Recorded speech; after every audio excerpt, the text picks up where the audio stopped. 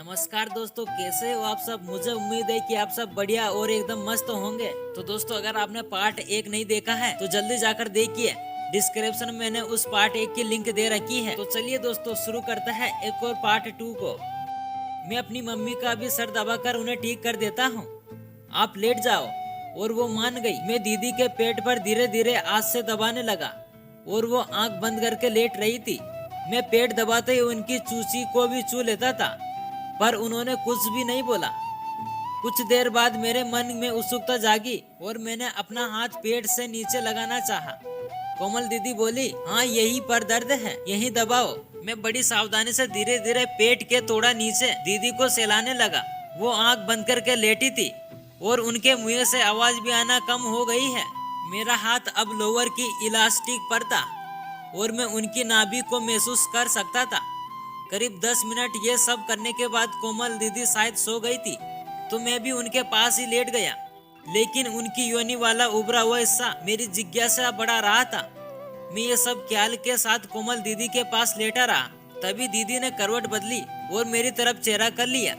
उनकी सांस लेने की आवाज मुझे सुनाई दे रही थी और उनका गोरा चेहरा मुझे लाल दिख रहा था। मैंने रिमोट उठाकर टीवी बंद कर दिया तो दीदी की आंख खुल गई और बोली, क्या हुआ शिव। मैंने कहा, दीदी मैं घर जा रहा हूँ, अब काफी देर हो गई है, मुझे थोड़ी देर खेलने भी जाना है। इस पर दीदी बोली, अभी तो 6 बजे हैं, तुम कुछ देर और रुक जाओ। मैंने कहा, ठीक है। कोमल दीदी बेड से उठकर बाथरूम की तरफ गई और कुछ देर बाद वापस आ गई।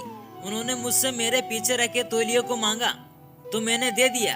मैंने कहा, दीदी अब तो दर्द नहीं है ना। दीदी बोली, हाँ अब नहीं है। मैंने कहा, देखा दीदी मैं सब ठीक कर देता हूँ, इसलिए मैं डॉक्टर ही बनूंगा। दीदी हंसकर बोली, क्या इसलिए तूने +2 में बायोलॉजी लिया है। मैंने कहा, हाँ दीदी। दीदी बोली, चाय पियोगे। मैंने हाँ बोला और दीदी कमरे से बाहर निकल गई। मैंने एक बार सोचा कि दीदी से पूछ लूं कि उन्होंने लोअर के अंदर क्या रखा था। फिर मैंने सोचा कि यार जो लोअर के अंदर था वो अब कहाँ चल गया है, दिख ही नहीं रहा है।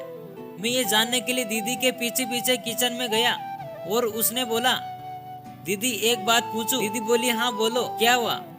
मैंने कहा, जब मैं घर आया था तो आपके लोअर के अंदर कुछ मोटा मोटा हुआ रखा था। दीदी एकदम पलटकर बोली, लोअर में ऐसा तो कुछ नहीं था। मैंने कहा, दीदी मुझे लगता है उसकी वजह से ही आपके पेट में दर्द हुआ था। दीदी बोली, नहीं ऐसी बात नहीं है, मुझे 2 दिन से पीरियड्स थे, इस वजह से दर्द हुआ था। मैंने कहा, दीदी ये पीरियड्स कौन सी बीमारी है। दीदी बोली, ये बीमारी नहीं है, बस रूटीन है जो हर महीने होती है और सब लड़कियों को होती है। मैंने कहा, तो ये मम्मी को भी होती होगी। इस पर दीदी बोली, शादी से पहले होती होगी, पर अब शायद आपकी मम्मी को नहीं होती होगी।